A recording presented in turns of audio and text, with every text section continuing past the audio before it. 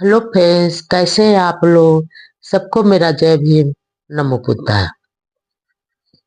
बुद्ध और उनका धर्म में आज का टॉपिक है। एक समय भगवान बुद्ध अनाथ पिंडक के जेतवन राम में ठहरे हुए थे। एक दिन सुबह सुबह उन्होंने अपना भिक्षा पात्र लिया और भिक्षार्थ श्रावस्ती में प्रवेश किया। उस समय यज्ञ गिन प्रज्वलित थी, यानी यज्ञ के लिए यज्ञ प्रज्वलित थी और यज्ञ की तैयारी चल रही थी।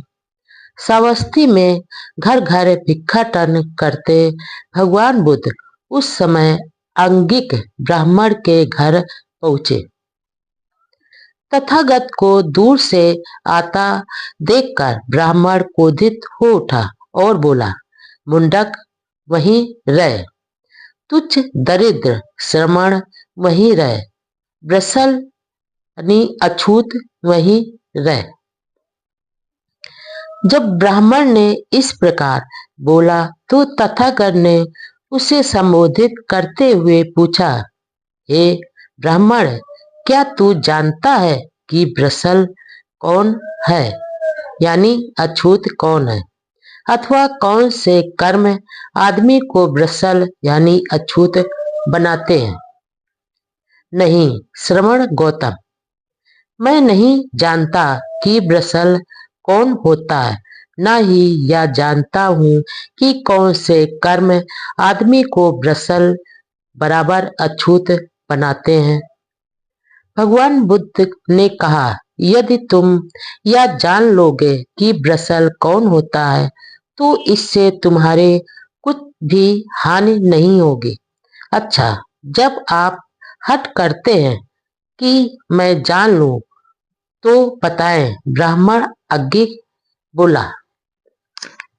ब्राह्मण जब राजी हो गया तो तथागत ने कहा, जो आदमी क्रोधी होता है, द्वेष रखता हो, अनैतिक हो, पर निंदा करने वाला हो, मिथ्या दृष्टि वाला हो और वंचक हो तो जान लो कि वह ब्रसल है। जो भी व्यक्ति इस संसार में प्राणियों को हानि पहुंचाता है, चाहे वे एक जीव हो अथवा द्विज, जिसके मन में प्राणियों के प्रति दया नहीं होती है, तो जान लो कि वह ब्रसल है। नंबर 3, जो भी कोई ग्रामों और झोपड़ियों को नष्ट करता और घेर लेता है, जो अत्याचारी है, तो जान लो कि वह ब्रसल है। नंबर 4, चाहे गांव में अथवा जंगल में जो भी किसी दूसरे की चीज को छीन लेता है अर्थात चुराता है, तो जान लो कि वह ब्रसल है।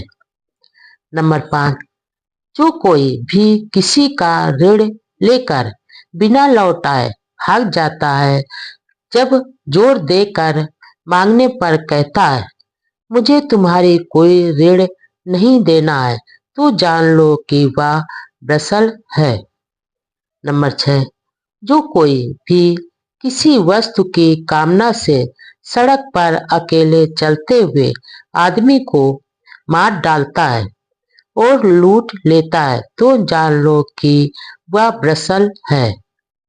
नंबर 7, जो कोई भी अपने हित में अथवा किसी दूसरे के हित में अथवा धन के लिए गवाही देने के लिए कहने पर झूठी गवाही देता है, तो जान लो कि वह ब्रसल है। नंबर 8, जो कोई जबरदस्ती या सहमत से अपने मित्रों या संबंधियों की पत्नियों के साथ अनाचार करता है, तो जान लो कि वह ब्रसल है। नंबर 9, जो कोई भी धनवान होने पर भी यौन अवस्था को पीछे छोड़ चुके वृद्ध माता पिता का पालन पोषण नहीं करता तो जान लो कि वह वृषल है। नंबर 9, जो कोई भी कुशल धम्म पूछे जाने पर अकुशल धम्म की शिक्षा देता है और रहस्य बनाकर शिक्षा देता है तो जान लो कि वह वृषल है। नंबर 10, जन्म से कोई भी वृषल बराबर अछूत नहीं होता और जन्म से कोई भी शूद्र नहीं होता है। नंबर 12, यह सुनकर अंगिक ब्राह्मण तथागत को बुरा भला कहने पर बहुत लज्जित हुआ। पुनर्जन्म, प्रारंभिक मृत्यु के बाद क्या होता है? नंबर 1, यह प्रश्न प्रायः पूछा जाता है कि मरने के बाद क्या होता है। नंबर 2, बुद्ध के समकालीन आचार्यों के दो अलग तरह के मत थे। एक वर्ग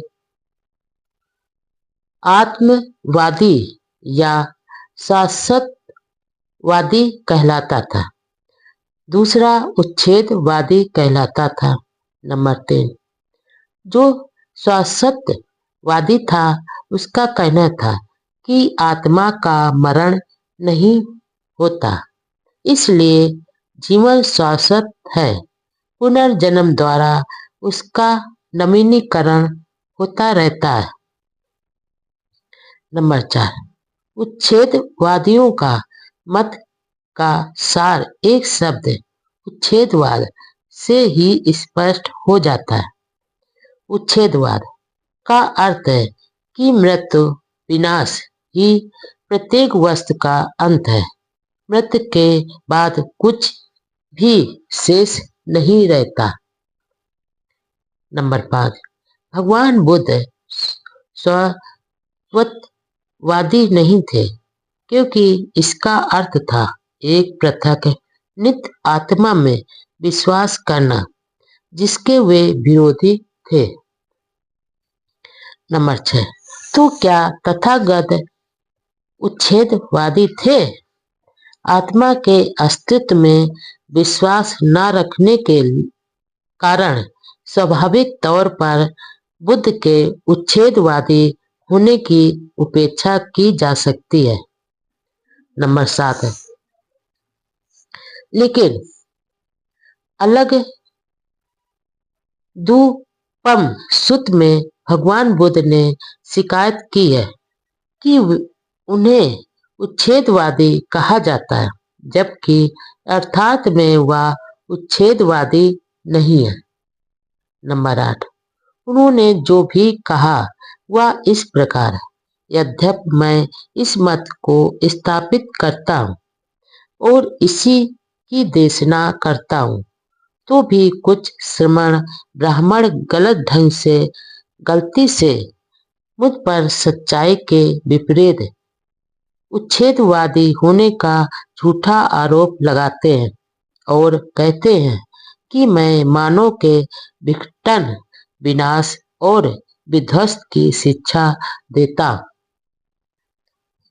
नंबर 9, यह कहा जाना ऐसा है जो मैं नहीं हूँ और जिसका मैं समर्थन नहीं करता, जिसे गलत ढंग से गलती से मेरे विरुद्ध उन भले लोगों द्वारा आरोपित किया जाता है जो मुझे उच्छेदवादी बताते हैं।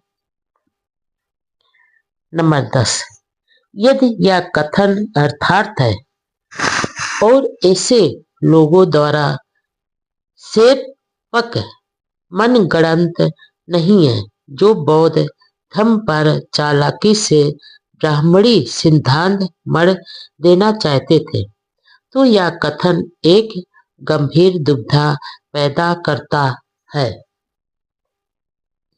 नंबर 11, यह कैसे हो सकता है कि भगवान बुद्ध आत्मा के अस्तित्व में विश्वास न करें और तब भी कहें कि मैं उच्छेदवादी नहीं हूँ। नंबर 12, इससे प्रश्न पैदा होता है कि क्या भगवान बुद्ध पुनर्जन्म को मानते थे? पुनर्जन्म किस चीज का है? नंबर है, क्या भगवान बुद्ध पुनर्जन्म में विश्वास करते थे? नंबर 2, उत्तर हाँ में है। नंबर 3, अच्छा यह होगा कि इस प्रश्न को 2 हिस्सों में बांट लिया जाए। नंबर 1, किस चीज का जन्म और किस व्यक्ति का जन्म?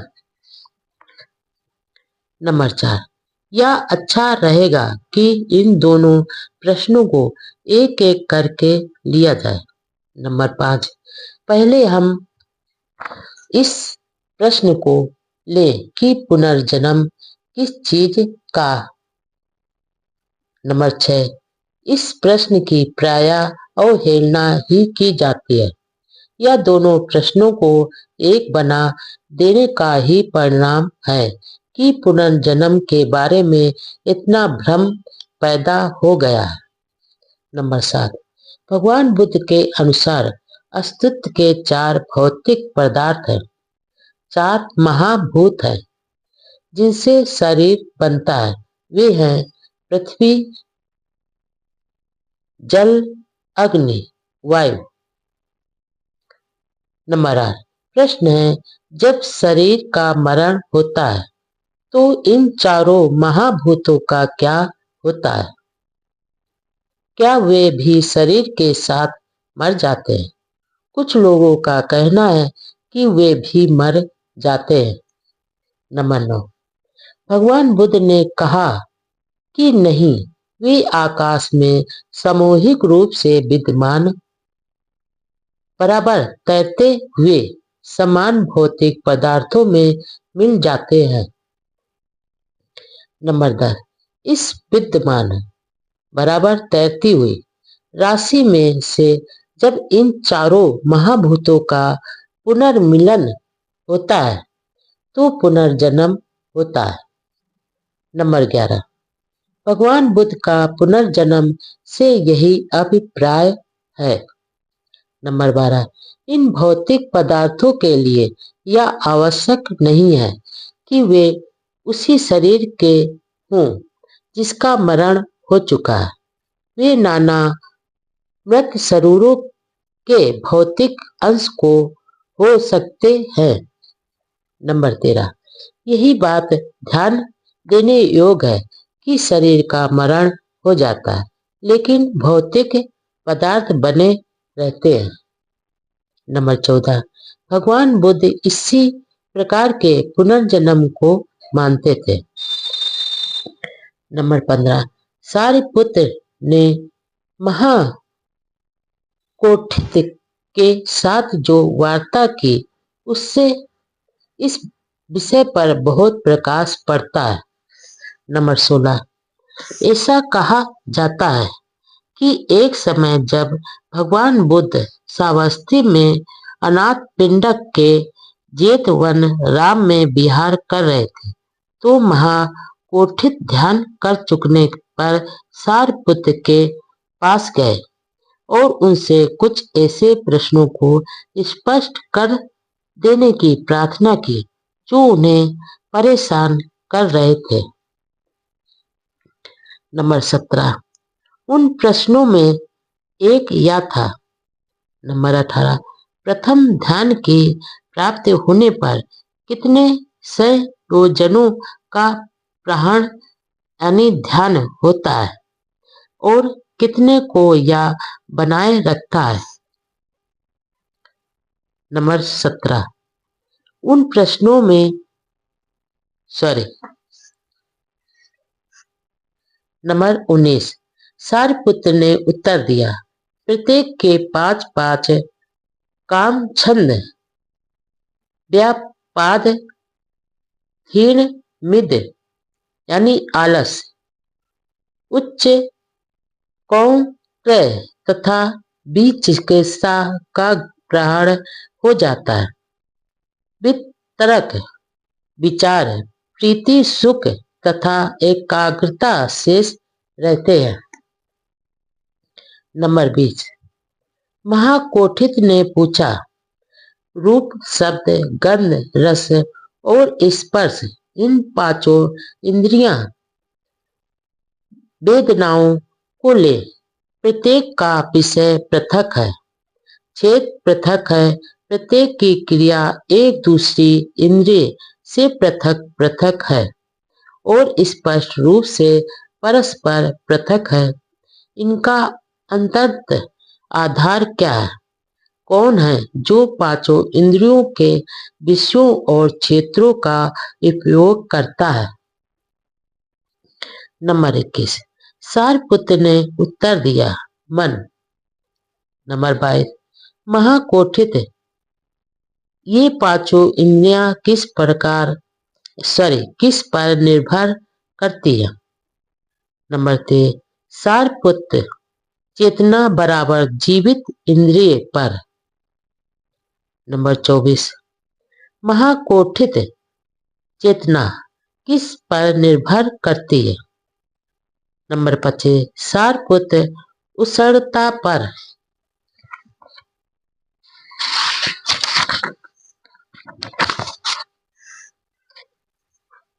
नंबर 26।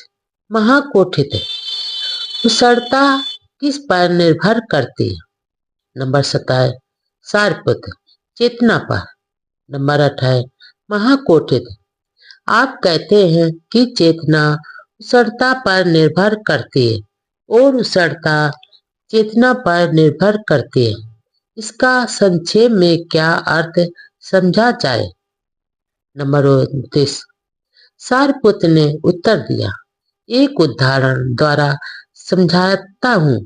जैसे प्रदीप के प्रकाश से प्रदीप की लौ प्रकट होती है और प्रदीप की लौ से प्रदीप का प्रकाश प्रकट होता है, उसी प्रकार चेतना उष्णता पर निर्भर करती है और उष्णता चेतना पर निर्भर करती है। नंबर 30। महाकोठित ने पूछा, ऐसी कितनी चीजें हैं जिनसे मुक्त होने पर शरीर मरा हुआ समझकर सूखे काठ की तरह फेंक दिया जाता है? नंबर 31। सारपुत्र ने उत्तर दिया, जीवित इंद्रिय, उष्णता और विज्ञान। नंबर 32। महाकोठित ने प्रश्न किया, मृत देह में और उस ध्यानी भिक्षु में जिसने संज्ञा और वेदना का निरोध कर रखा है, क्या अंतर है? नंबर 33।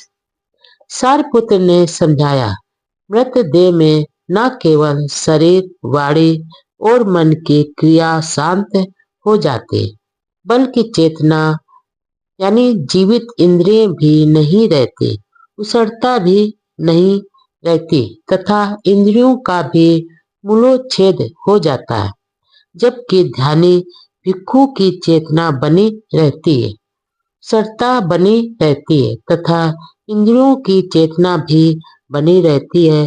यद्यपि श्वास प्रश्वास बंद हो जाता है, इंद्रियों की वितर्क, विचार, संज्ञा, क्रियाएं शांत हो जाती है। नंबर 34।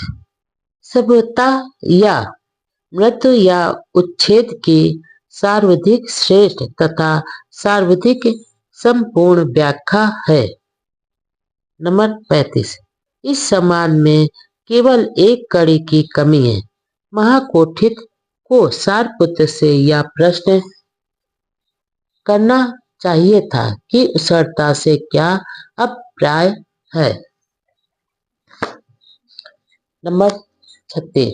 सारपुत्र ने क्या उत्तर दिया होता, इसकी कल्पना कर पाना आसान नहीं है, लेकिन इसमें कोई संदेह नहीं कि उष्णता का अभिप्राय ऊर्जा अथवा शक्ति से है। नंबर 37। इस तरह से यदि उत्तर को थोड़ा अधिक स्पष्ट कर दिया जाए तो इस प्रश्न का कि शरीर के समाप्त होने पर या मरने पर क्या होता है, यही उत्तर है कि शरीर शक्ति उत्पन्न करना बंद कर देता है। नंबर 38। लेकिन या तो उत्तर का केवल एक भाग ही है, क्योंकि मृत्यु का एक अर्थ यह भी है कि शरीर में से जो शक्ति निकल कर गई है वह उस सारे शक्ति समूह के साथ मिलकर एक हो गई जो विश्व में संचार कर रहा है। नंबर 39। इसलिए मृत्यु के दो पक्ष हैं। प्रथम पक्ष में इसका अर्थ है नई शक्ति की उत्पत्ति का रुक जाना। दूसरे पक्ष में इसका अर्थ है विश्व में संचरण कर रहे शक्ति पुंज में नई अतिरिक्त वृद्धि का हो जाना। नंबर 40। संभवतः मृत्यु के इन दोनों पहलुओं के ही कारण भगवान बुद्ध ने कहा कि वह पूर्णतः उच्छेदवादी नहीं थे। जहां तक आत्मा की बात है वे उच्छेदवादी थे, किंतु जहां नाम रूप की बात है वह उच्छेदवादी नहीं थे। नंबर 41। इस प्रकार की व्याख्या से यह समझना सरल है कि भगवान बुद्ध ने ऐसा क्यों कहा कि वह उच्छेदवादी नहीं है। वह नाम रूप की पुनर्पत्ति में विश्वास रखते थे, आत्मा के पुनर्जन्म में नहीं। नंबर 42। इस प्रकार व्याख्या से भगवान बुद्ध का मत वर्तमान विज्ञान के सर्वथा अनुरूप है। नंबर 43। केवल इसी अर्थ में कहा जा सकता है कि भगवान बुद्ध पुनर्जन्म में विश्वास रखते थे। नंबर 44। शक्ति कभी शून्य में परिणित नहीं होती, विज्ञान इसकी पुष्टि करता है, इस अर्थ में कि मृत्यु के बाद कुछ नहीं रहता। यह बात विज्ञान के विरुद्ध होगी, क्योंकि इसका अर्थ होगा कि शक्ति मात्रा में अपरिवर्तनीय यानी स्थिर नहीं है। नंबर 45। केवल यही ऐसा तरीका है जिससे पुनर्जन्म संबंधी दुविधा का हल हो सकता है। पुनर्जन्म किस व्यक्ति का? नंबर 1। सबसे कठिन प्रश्न है, पुनर्जन्म किस व्यक्ति का? नंबर 2। क्या वही मरा हुआ आदमी एक नया जन्म ग्रहण करता है? नंबर 3। क्या भगवान बुद्ध इस सिद्धांत को मानते थे? उत्तर हाँ, इसकी बहुत कम संभावना है। नंबर 4। यदि मृत आदमी की देह के सभी भौतिक अंश पुनः नए सिरे से मिलकर एक नए शरीर का निर्माण कर सके, तभी उस आदमी के पुनर्जन्म की संभावना हो सकती है। नंबर 5। यदि भिन्न भिन्न मृत शरीरों के अंशों के मेल से एक नया शरीर बनता है तो यह पुनर्जन्म है, लेकिन यह उसी आदमी का पुनर्जन्म नहीं हुआ। नंबर 6। भिक्खुनी खेमा द्वारा राजा पसेनदे यानी प्रसेनजित को यह विषय समझाया गया है। नंबर 7। एक बार तथागत श्रावस्ती के पास अनाथ पिंडक के जेतवन राम में विहार कर रहे थे। नंबर 8। अब उस समय कौशल जनपद में चारका कर चुकने के पश्चात भिक्खुनी खेमा श्रावस्ती और साकेत के बीच तोड़वथु नामक स्थल पर ठहर गए। नंबर 9। उस समय कौशल राज पसेनदे साकेत से श्रावस्ती की ओर जा रहे थे। साकेत और श्रावस्ती के रास्ते में वह एक रात के लिए तोरण बत्थू में रुका।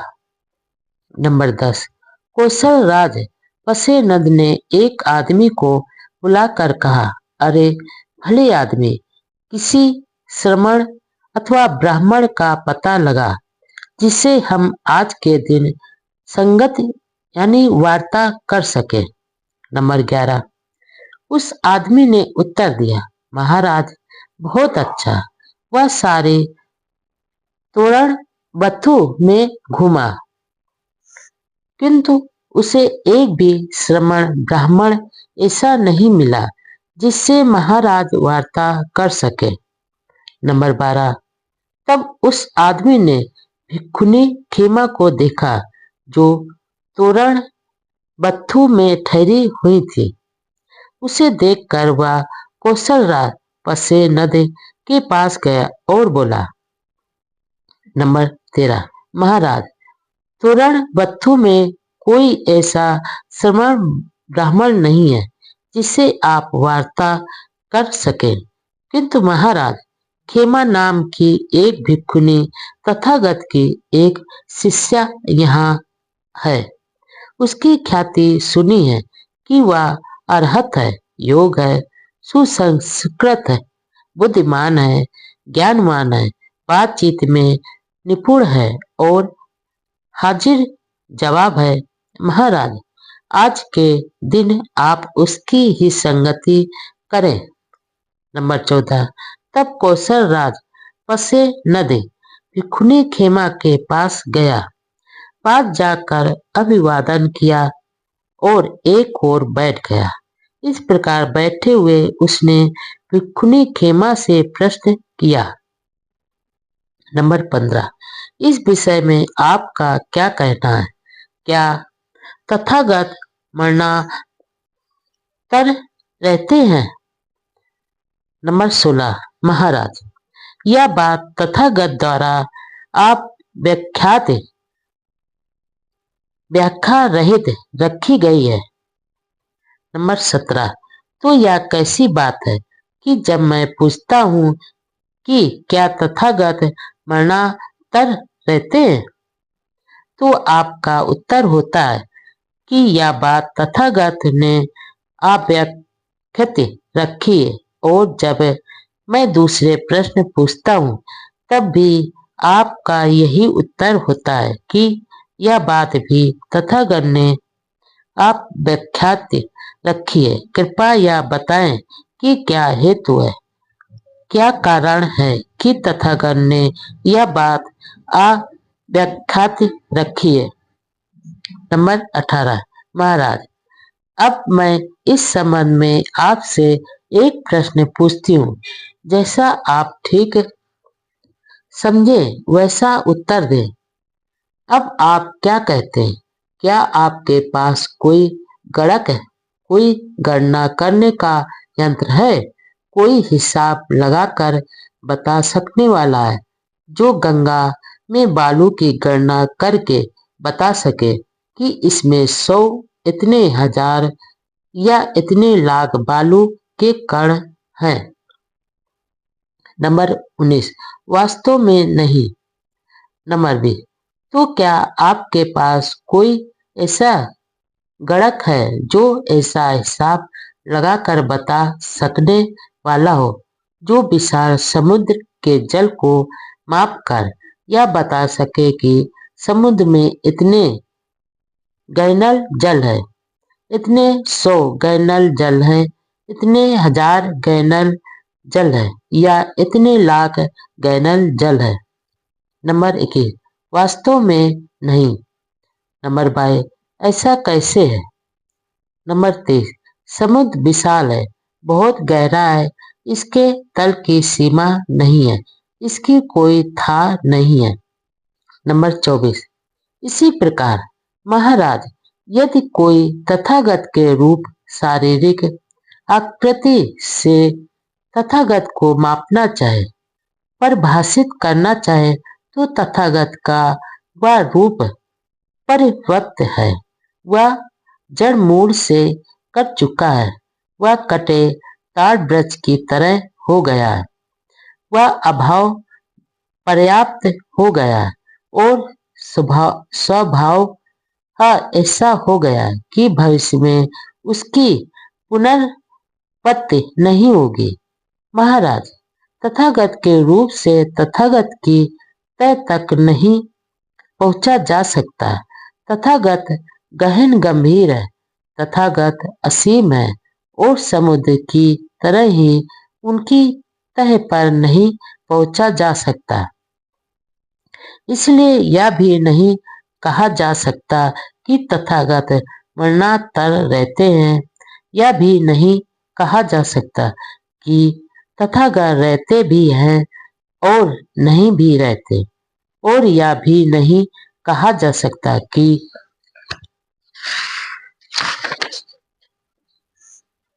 मरणांतरान तथागत ना ही रहते हैं और ना ही नहीं रहते हैं।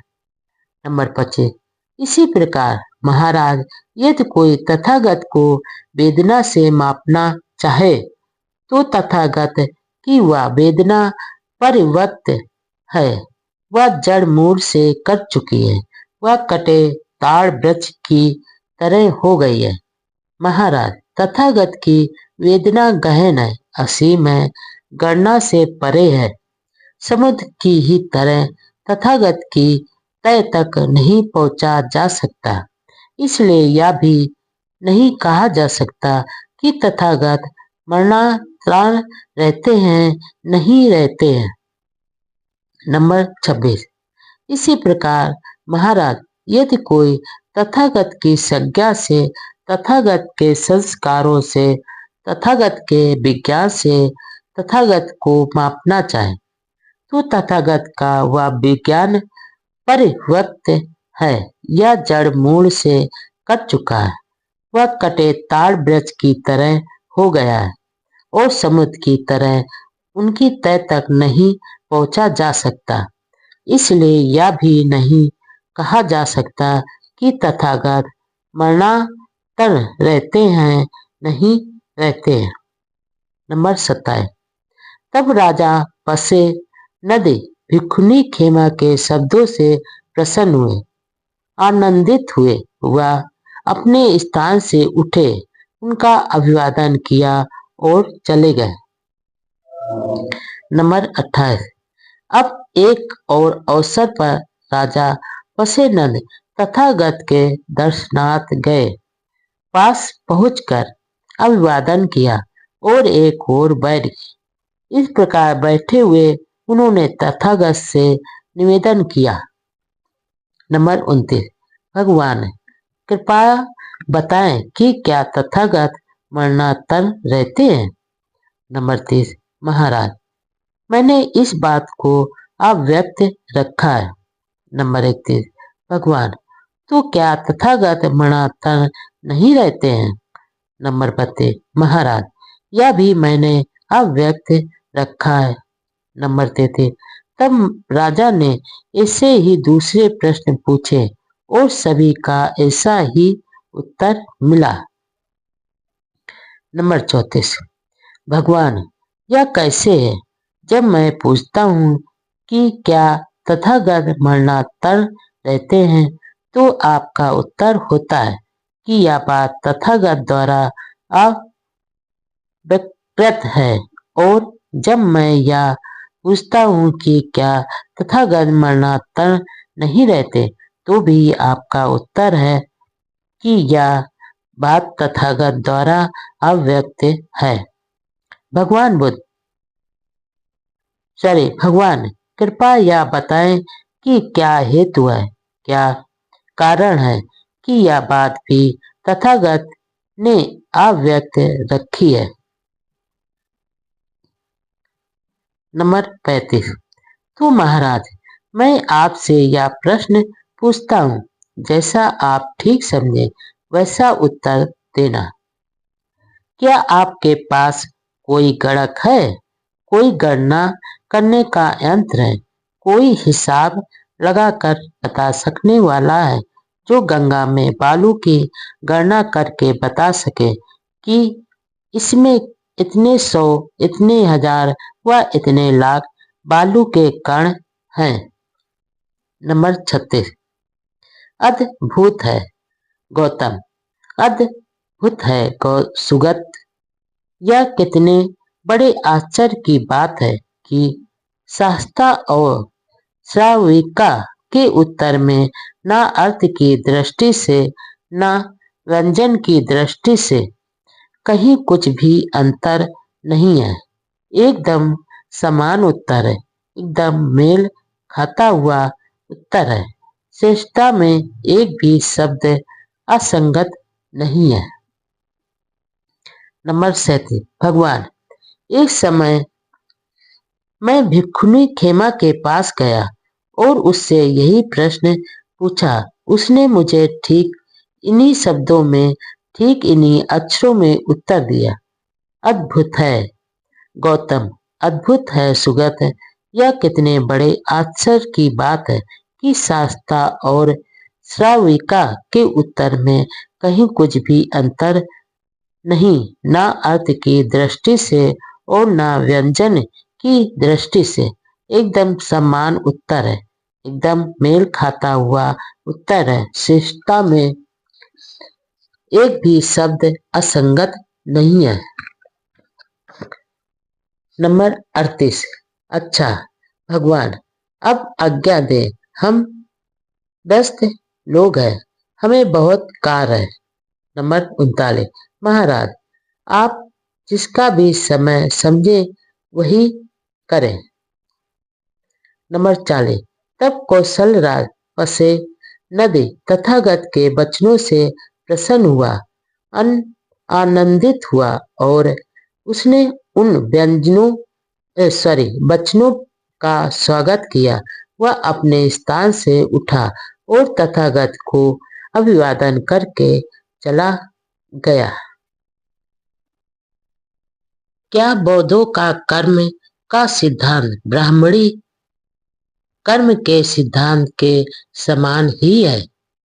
इन दोनों में रात दिन का अंतर है। नंबर 1। बुद्ध के धम्म का कोई भी दूसरा ऐसा सिद्धांत नहीं है जिसने इतनी भ्रांति पैदा की हो जितनी इस कर्म के सिद्धांत ने। नंबर 2। बुद्ध के धम्म इस कर्म का क्या स्थान है और इसका वास्तविक महत्व क्या है, यह पहले ही बताया जा चुका है। नंबर 3। अनभिज्ञ हिंदू नासमझी के ही कारण केवल शब्दों की समानता की तुलना करके कहते हैं कि बौद्ध धर्म वही है जो ब्राह्मणवाद अथवा हिंदू धर्म है, अर्थात बौद्ध धर्म व हिंदू धर्म एक ही है। नंबर 4। ब्राह्मणों का शिक्षित और रूढ़वादी वर्ग भी यही कहता है। वे अनभिज्ञ जनता को जानबूझकर भ्रमित करते हैं और पथभ्रष्ट करते हैं। नंबर 5। शिक्षित ब्राह्मण भली प्रकार जानते हैं कि बुद्ध का कर्म का सिद्धांत ब्राह्मणी कर्म के सिद्धांत से सर्वथा भिन्न है। फिर भी वे यही कहे जाते हैं कि बौद्ध धर्म वही है जो ब्राह्मणवाद या हिंदू धर्म है। नंबर 6। शब्दावली की समानता के कारण उनको अपना झूठा तथा दूषित प्रचार करने में आसानी हो जाती है। नंबर 7। इसलिए यह अत्यंत आवश्यक है कि स्थिति की गहन जांच की जाए। नंबर 8। भगवान बुद्ध का कर्म का सिद्धांत शाब्दिक समानता में कितना अधिक क्यों न हो, किंतु वह अर्थ में ब्राह्मणी कर्म के सिद्धांत के समान नहीं हो सकता। नंबर 9। दोनों की मूल स्थापनाएं एक दूसरे से परस्पर इतनी अधिक भिन्न है कि परिणाम एक हो ही नहीं सकता। दोनों के दो भिन्न परिणाम होने ही चाहिए। नंबर 10। सुविधा के लिए हिंदू कर्म सिद्धांत के मूल तत्वों को क्रमशः इस प्रकार गिना जा सकता है। नंबर 11, हिंदू कर्म सिद्धांत आत्मा की मानता पर निर्भर करता है, किंतु बौद्ध सिद्धांत नहीं करता। अर्थात में बौद्ध धर्म में आत्मा है ही नहीं। नंबर 12, ब्राह्मणी कर्म का सिद्धांत वंशानुगत है। नंबर 13, यह जन्म जन्मांतर चलता रहता है। इसका कारण यह है कि यह आत्मा के संसरण को मानता है।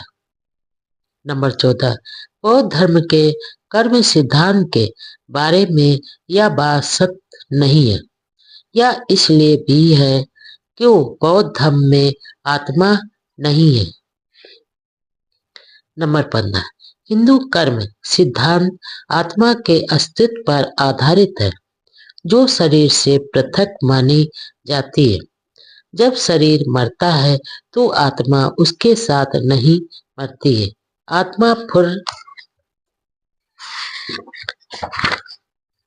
से उड़ जाते। नंबर 16, बौद्ध धर्म के कर्म सिद्धांत के बारे में यह बात सत्य नहीं है। नंबर 17, हिंदू धर्म के कर्म सिद्धांत के अनुसार जब व्यक्ति कोई कर्म करता है तो उसके कर्म के दो परिणाम होते हैं। एक तो कर्म करने वाला प्रभावित होता है, दूसरे उस कर्म का उसकी आत्मा पर प्रभाव पड़ता है। नंबर 18, वह जो भी कर्म करता है उसका आत्मा पर प्रभाव पड़ता है। नंबर 19, जब व्यक्ति मरता है और आत्मा उसका शरीर छोड़कर निकल भागती है तो आत्मा उन संस्कारों से संस्कृत रहती है। नंबर 20, यह संस्कार ही है जो उसके भावी जन्म और स्थिति का निर्धारित करते हैं। नंबर 21, हिंदू आत्मवाद बौद्ध आत्मवाद में कुछ भी मेल नहीं है। नंबर 22, इन कारणों से बौद्ध धर्म का कर्म सिद्धांत और हिंदू धर्म का कर्म सिद्धांत ना एक जैसा है और ना एक जैसा हो सकता है। नंबर 23, इसलिए बौद्ध धर्म के कर्म सिद्धांत और ब्राह्मणी कर्म सिद्धांत को एक ही बताना एकदम मूर्खता है। नंबर 24, अधिक से अधिक यही कहा जा सकता है कि इस धोखेबाजी से सावधान रहो। क्या बुद्ध यह मानते थे कि पूर्व कर्म का भविष्य के जन्म पर प्रभाव पड़ता है? सर्वप्रथम बुद्ध ने ही कहा था, जैसा बोगे वैसा काटोगे। नंबर 1, भगवान बुद्ध ने कर्म के सिद्धांत का प्रतिपादन किया था। सर्वप्रथम उन्होंने ही कहा था, जैसा बोगे वैसा काटोगे। नंबर 2, उन्होंने कर्म के सिद्धांत पर इतना अधिक जोर दिया कि उनका मानना था कि यदि कर्म के सिद्धांत को दृढ़तापूर्वक न माना जाए तो नैतिक अनुशासन हो ही नहीं सकता। नंबर 3, बुद्ध के कर्म सिद्धांत का संबंध मात्र कर्म से था और वह भी वर्तमान जन्म के कर्म से। नंबर 4, तो कर्म का एक विस्तारित सिद्धांत भी है। इसके अनुसार कर्म में पूर्व जन्म अथवा पूर्व जन्मों में किए गए कर्म भी शामिल है। नंबर 5, यदि व्यक्ति का जन्म गरीब परिवार में हुआ है तो यह उसके पूर्व जन्म के बुरे कर्म का परिणाम है। यदि एक आदमी धनी घर में पैदा हुआ है तो यह उसके पूर्व जन्म के अच्छे कर्मों का परिणाम है। नंबर 6, यदि किसी व्यक्ति में कोई जन्मजात दोष है तो उसका कारण उसके पूर्व जन्म का बुरा कर्म है। नंबर 7, यह एक बड़ा ही विनाशक सिद्धांत है, क्योंकि इस प्रकार की कर्म की व्याख्या में मानव प्रयास के लिए कोई स्थान नहीं है। पूर्व जन्म के कर्म के द्वारा ही उसके लिए सभी कुछ पूर्व निश्चित है। नंबर 8, यह विस्तारित सिद्धांत भी बहुधा भगवान बुद्ध के सिर मर दिया जाता है। नंबर 9, क्या भगवान बुद्ध ऐसे सिद्धांत को मानते थे? नंबर 10, इस विस्तारित सिद्धांत की भली प्रकार जांच करने के लिए यह उचित है कि जिस भाषा में इसे प्रायः प्रकट किया जाता है उसमें थोड़ा परिवर्तन कर दे। नंबर 11, यह कहने की बजाय कि पूर्व जन्म के कर्म का संस्मरण होता है, यह कहना उचित होगा कि पूर्व जन्म का कर्म वंश परंपरा से प्राप्त होता है। नंबर 12, इस भाषा परिवर्तन हमारे द्वारा वंश परंपरा के कानून के अनुसार इसकी परीक्षा करने में सहायक होता है। ऐसा करने से ना तो इस सिद्धांत को कोई हानि पहुंचती है और ना इसके कानूनी अर्थ में अथवा ना ही इसके वास्तविक अर्थ में कोई अंतर आता है।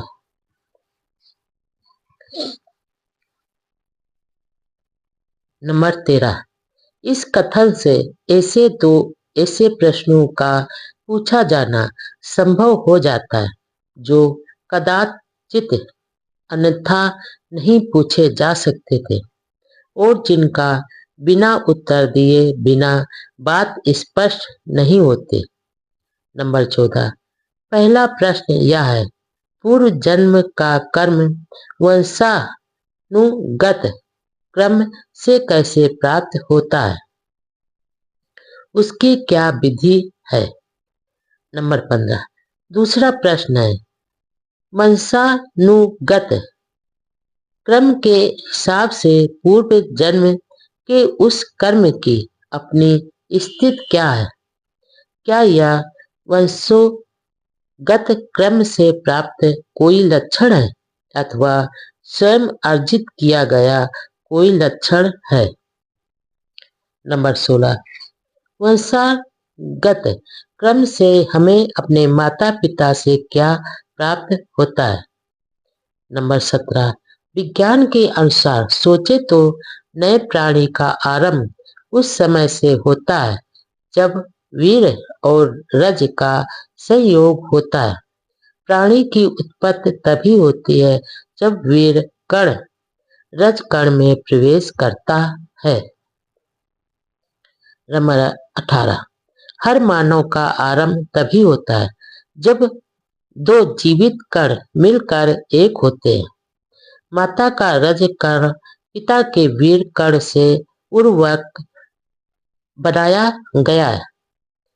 नंबर 19, इस विषय की चर्चा करने के लिए भगवान बुद्ध के पास जो यक्ष आया था उसने भगवान बुद्ध से कहा था कि आदमी का जन्म उत्पत्ति मूलक है।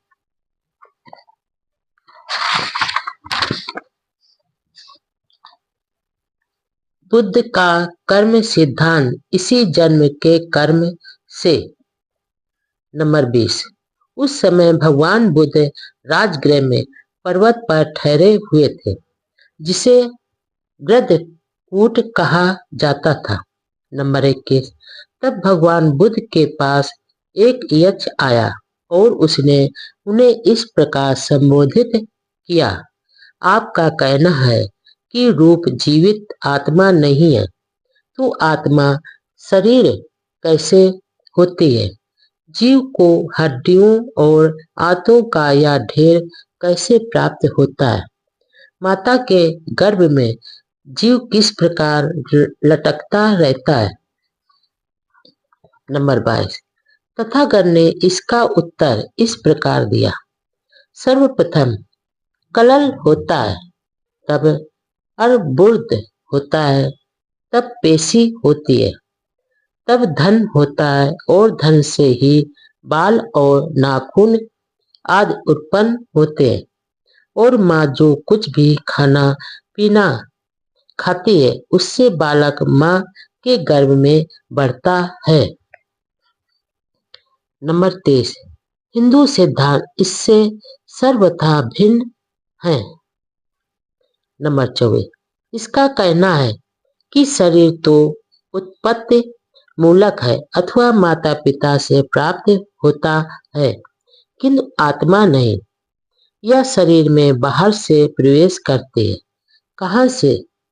यह बात इस सिद्धांत में स्पष्ट नहीं की गई है।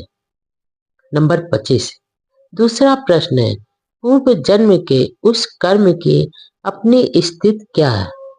क्या यह वंशानुगत क्रम से प्राप्त कोई लक्षण है अथवा स्वयं अर्जित किया हुआ कोई लक्षण है? नंबर 26, जब तक इस प्रश्न का उत्तर न मिले तब तक वंशानुक्रम के वैज्ञानिक सिद्धांत के अनुसार इसका परीक्षण नहीं हो सकता। नंबर 27, लेकिन यदि मान भी लिया जाए कि इस प्रश्न का एक या दूसरी तरह उत्तर संभव है तो भी विज्ञान की सहायता से यह जान पाना कैसे संभव है कि यह बुद्धि संगत अथवा मूर्खतापूर्ण सिद्धांत है। नंबर 28, विज्ञान के अनुसार बालक वंश परंपरा से अपने माता पिता के गुण प्राप्त करता है। नंबर 29, हिंदू कर्म सिद्धांत के अनुसार एक बालक अपने माता पिता से शरीर के अतिरिक्त और कुछ नहीं प्राप्त करता। हिंदू कर्म सिद्धांत के अनुसार बालक का पूर्व कर्म उसका उत्तराधिकार है और वह उसे अपने द्वारा अपने लिए ही स्वयं प्राप्त करता है। नंबर 30, माता पिता उस बालक को कुछ नहीं देते, बालक ही सब कुछ साथ लेकर आता है। नंबर 31, इस तरह का सिद्धांत असंगत से कम कुछ नहीं है। नंबर 32, जैसा कि पहले बताया गया है, भगवान बुद्ध इस प्रकार की असंगत में विश्वास नहीं करते थे। इसकी चर्चा चलने पर कि क्या व्यक्ति अपने भले बुरे कर्मों के परिणाम से मुक्त हो जाता है। फिर नागसेन ने राजा मिलिंद को इस प्रकार उत्तर दिया था। नंबर 33, हाँ, यदि पुनर्पति उत्पत्ति न हो और यदि हो तो नहीं मुक्त होता। नंबर 34, राजा मिलिंद ने कहा, मुझे एक उदाहरण दे। नंबर 35, राजन, मान लो कि एक आदमी किसी के आम चुराए तो क्या वह चोर दंड का अधिकारी होगा? नंबर 36, हाँ होगा। नंबर 37, लेकिन जो आम के बीज उसने जमीन में बोए थे वे तो उसने चुराए नहीं, तब उसे दंड क्यों मिलना चाहिए? नंबर 38, क्योंकि उसने जो आम चुराए वह उसी का परिणाम थे जो बोए गए थे। नंबर 39, ठीक इसी प्रकार हे राजन,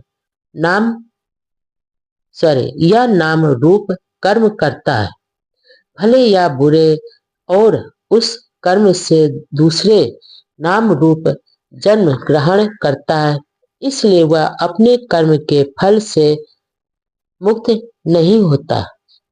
नंबर 40, बनते, बिल्कुल ठीक है। नंबर 41, तब फिर राजा मिलिंद ने पूछा, भंते, जब एक नाम रूप से कर्म किए जाते हैं तो उन कर्मों का क्या होता है? नंबर 42, राजन, वे कर्म कभी साथ ना छोड़ने वाले छाया की तरह पीछा करते रहेंगे। नंबर 43, क्या कोई उन कर्मों के बारे में बता सकता है कि ये कर्म यहाँ है अथवा वहाँ है। नंबर 44 नहीं। नंबर 45 मुझे एक उपमा दे।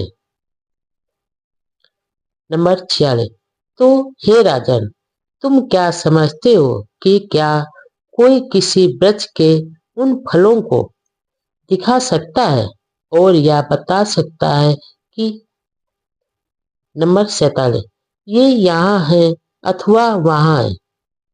नंबर 48 निश्चय से नहीं।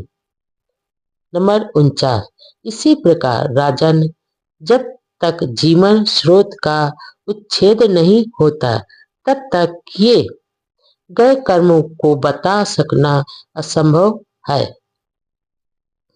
नंबर 50 बनते बिल्कुल ठीक है।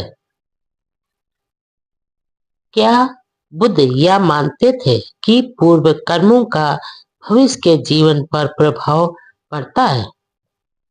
बुद्ध ने कहा पूर्व जन्म के कर्मों का वर्तमान जीवन पर असर नहीं। नंबर 1 इस प्रकार भगवान बुद्ध का पूर्व कर्म का सिद्धांत विज्ञान से बेमेल नहीं है। नंबर 2 भगवान बुद्ध पूर्व जन्मों के कर्मों के संस्करण में विश्वास नहीं करते थे। नंबर 3 जब वे यह मानते थे कि जन्म माता पिता से प्रदत्त होता है और बालक में जो कुछ भी गुण दोष होते हैं वह वंशानुगत क्रम से माता पिता के माध्यम से ही प्राप्त होते हैं, तो वे कर्मों के संस्करण में विश्वास ही कैसे कर सकते थे। नंबर 4 तर्क के अतिरिक्त इस बात का सीधा प्रमाण भी उस सूक्त में विद्यमान है जो चूल दुख खंग सुत कहलाता है और जिसमें भगवान बुद्ध तथा जैनों की बातचीत का वर्णन है। नंबर 5 इस संवाद में भगवान बुद्ध ने कहा है निगणों, तुम्हारा यही कहना है न कि हमें यह शिक्षा अच्छी लगती है और कि हम इसे मानते हैं कि हमने पूर्व जन्म में जो कुछ पाप कर्म किया है उसे हम इन कठोर तपस्याओं द्वारा समाप्त करते हैं। शरीर, वाणी और मन का वर्तमान संयम पूर्व जन्म के पाप कर्मों को समाप्त कर देगा। इस प्रकार तपस्या द्वारा अपने पुराने सभी पाप कर्मों को समाप्त कर देने से और नए पाप कर्म न करने से भविष्य स्वच्छ हो जाता है। भविष्य के स्वच्छ हो जाने के साथ पूर्व भी साफ हो जाता है। पूर्व के साफ हो जाने के साथ दुख नहीं रहता। दुख ना रहने से दुखद वेदना नहीं रहती और अब दुखद वेदनाओं के एकदम ना रहने से समस्त दुख का ही क्षय हो जाता है। नंबर 6 उन निंगथो के हाँ करने पर मैंने उनसे कहा क्या तुम जानते हो कि इससे पूर्व तुम्हारा पूर्व जन्म था अथवा तुम अस्तित्वहीन नहीं थे। नंबर 7 नहीं जानते। नंबर 8 क्या तुम जानते हो कि अपने पूर्व जन्म में तुम सदोष थे और दोषों से मुक्त नहीं थे। नंबर 9 नहीं। नंबर 10 क्या तुम जानते हो कि उस पूर्व जन्म में तुम इस या उस विशेष पाप कर्म के दोषी नहीं थे। नंबर 11 नहीं।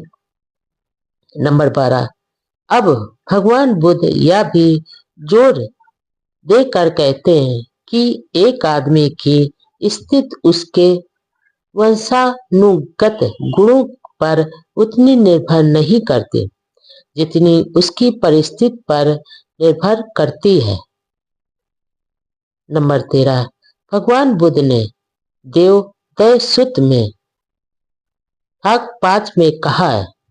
कुछ श्रमण और ब्राह्मण का मत है कि जो कुछ भी आदमी अनुभव करता है, चाहे वह सुख है अथवा दुख है अथवा दोनों में से कोई भी नहीं है, वह सब उनके पूर्व जन्मों के कर्मों का परिणाम है।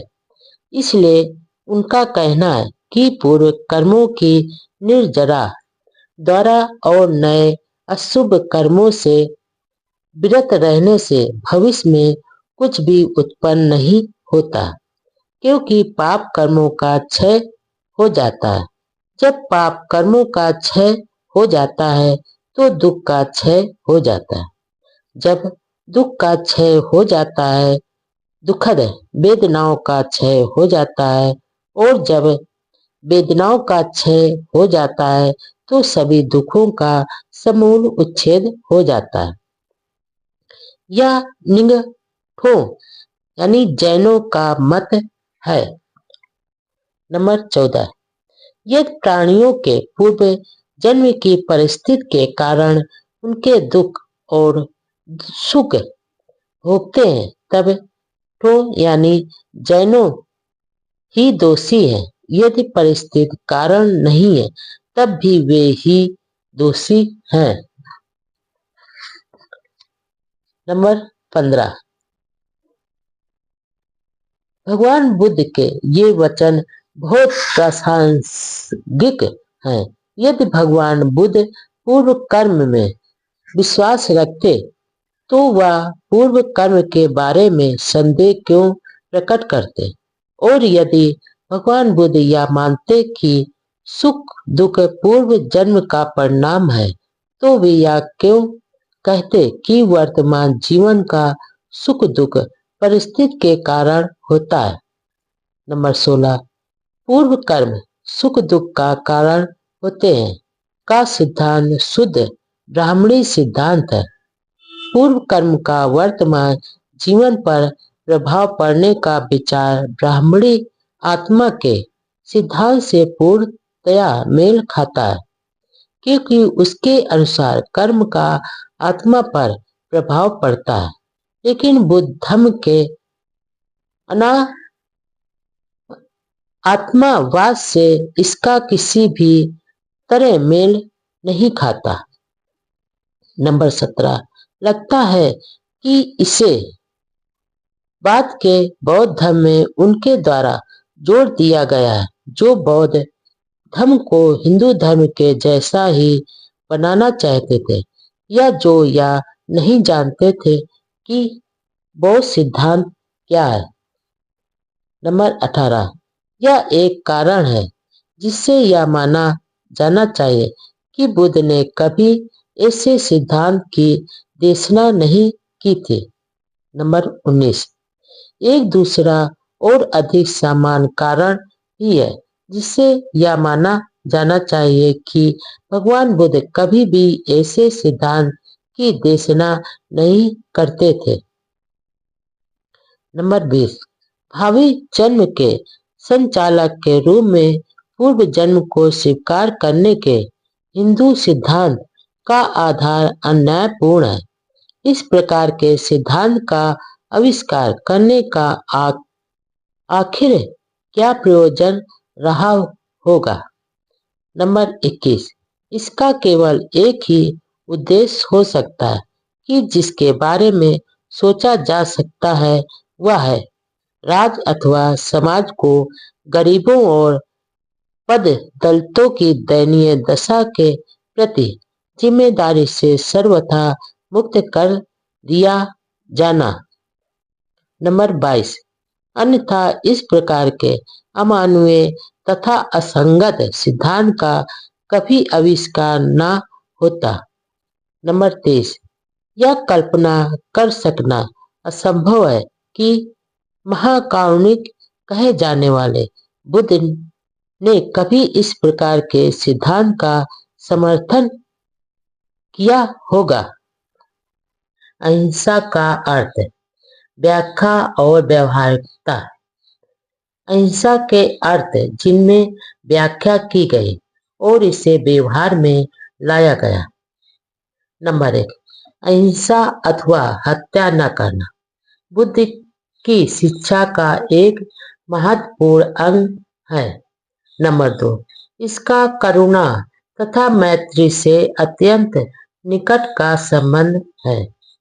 नंबर 3, फिर भी प्रश्न उठाया गया है कि क्या भगवान बुद्ध की अहिंसा वास्तव में निर्वाद थी या केवल प्रासंगिक थी, अर्थात सापेक्ष थी या निरपेक्ष थी? क्या यह केवल एक सिद्धांत मात्र थी अथवा एक नियम थी?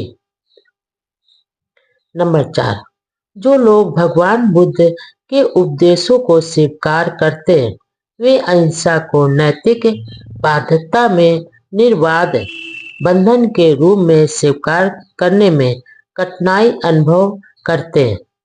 उनका कहना है कि अहिंसा की ऐसी परिभाषा यानी अर्थ में बुराई के लिए अच्छाई का त्याग हो जाता है अथवा दुर्गुण के लिए सद्गुण का त्याग हो जाता है।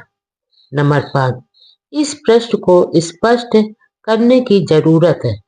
कोई अन्य ऐसा विषय नहीं है जिसमें इतना भ्रम पैदा होता हो जितना कि अहिंसा के विषय में।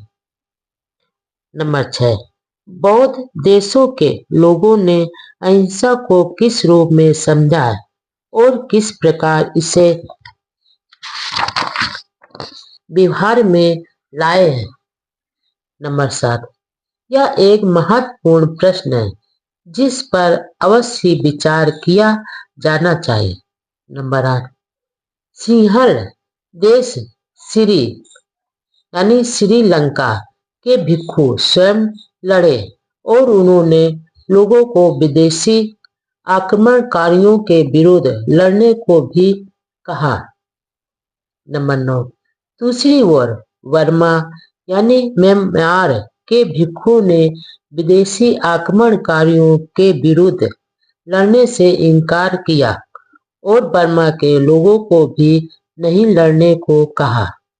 नंबर 10, बर्मा के लोग अंडा खा लेते हैं लेकिन मछली नहीं। नंबर 11, अहिंसा इसी प्रकार समझी जाती है और व्यवहार में लाई जाती है। नंबर 12, कुछ समय पूर्व जर्मन बौद्ध समिति ने एक प्रस्ताव पारित किया जिसके अनुसार उन्होंने अहिंसा से संबंधित प्रथम शील को छोड़कर शेष सभी शीलों का पालन करना स्वीकार किया। नंबर 13, अहिंसा के सिद्धांत को लेकर ऐसी स्थिति है। अहिंसा का अर्थ अहिंसा परमो धर्म या जैन सिद्धांत है, बौद्ध सिद्धांत नहीं। नंबर 1, अहिंसा का क्या अर्थ है? नंबर 2, भगवान बुद्ध ने कभी भी अहिंसा की परिभाषा नहीं की है। वास्तव में यदि कहीं कहा है तो उन्होंने बहुत ही कम अवसरों पर सुस्पष्ट भाषा में इस विषय की चर्चा की है। नंबर 3, इसलिए परिस्थित जन साक्ष्य की दृष्टि से भगवान बुद्ध के अभिप्राय को बताया जाना आवश्यक है। नंबर 4, इस विषय में पहला परिस्थित जन साक्ष्य यह है कि भिक्षा के रूप में यदि मांस भी मिल जाए तो भगवान बुद्ध को मांस ग्रहण करने में कोई आपत्ति नहीं थी। नंबर 5, यदि भिक्षु किसी प्रकार से भी किसी जानवर की हत्या से संबंधित नहीं है तो यह भिक्षा में प्राप्त मांस ग्रहण कर सकता है। नंबर 6, भगवान बुद्ध ने देवदत्त के प्रस्ताव को अस्वीकार कर दिया जो चाहता था कि भिक्षा में दिए जाने पर भी भिक्षु मांसाहार ग्रहण न करें। नंबर 7, इस विषय में एक और साक्ष्य यह है कि वह केवल यज्ञों में ही पशु बलि के विरोधी थे, यह उन्होंने स्वयं कहा है। नंबर 8, अहिंसा परमो धर्म, यह चरम सिद्धांत है। यह जैन सिद्धांत है, बौद्ध सिद्धांत नहीं। नंबर 9, यह एक और साच है जो परिस्थिति जन साच की अपेक्षा सीधा साच है और जो अधिकांशत अहिंसा की परिभाषा ही है। उन्होंने कहा है, सबसे मैत्री करो ताकि तुम्हें किसी प्राणी को मारने की इच्छा ही न हो।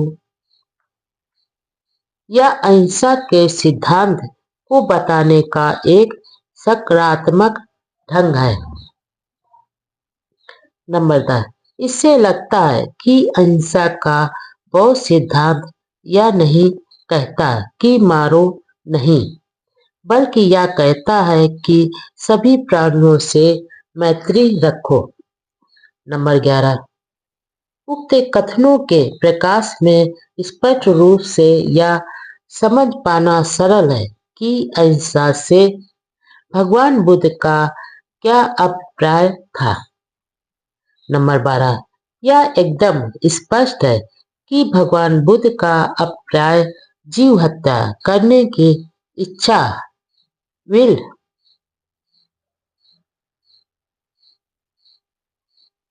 टू किल और जीव हत्या करने की आवश्यकता, नीड टू किल में भेद करना था। अहिंसा परमो धर्मा, यह जैन सिद्धांत है, बौद्ध सिद्धांत नहीं। नंबर 1, अहिंसा का क्या अर्थ है। नंबर 2, भगवान बुद्ध ने कभी भी अहिंसा की परिभाषा नहीं की है। वास्तव में यदि कहीं कहा है तो उन्होंने बहुत ही कम अवसरों पर सुस्पष्ट भाषा में इस विषय की चर्चा की है। नंबर 3, इसलिए परिस्थिति जन साक्ष्य की दृष्टि से भगवान बुद्ध के अभिप्राय को बताया जाना आवश्यक है। नंबर 4, इस विषय में पहला परिस्थिति जन साक्ष्य यह है कि भिक्षा के रूप में यदि मांस भी मिल जाए तो भगवान बुद्ध को मांस ग्रहण करने में कोई आपत्ति नहीं थी। नंबर 5, यदि भिक्षु किसी प्रकार से भी किसी जानवर की हत्या से संबंधित नहीं है तो वह भिक्षा में प्राप्त मांस ग्रहण कर सकता है। नंबर 6, भगवान बुद्ध ने देवदत्त के प्रस्ताव को अस्वीकार कर दिया, जो चाहता था कि भिक्षा में दिए जाने पर भी भिक्षु मांसाहार ग्रहण न करे।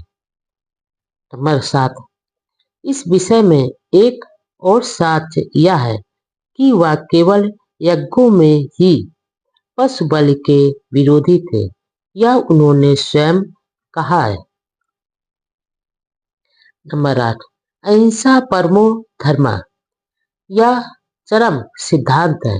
यह जैन सिद्धांत है, बौद्ध सिद्धांत नहीं। नंबर 9, एक और साक्ष्य है जो परिस्थिति जन साक्ष्य की अपेक्षा सीधा साक्ष्य है और जो अधिकांशतः अहिंसा की परिभाषा ही है।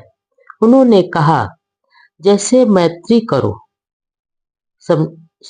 सबसे मैत्री करो ताकि तुम्हें किसी प्राणी को मारने की इच्छा ही न हो।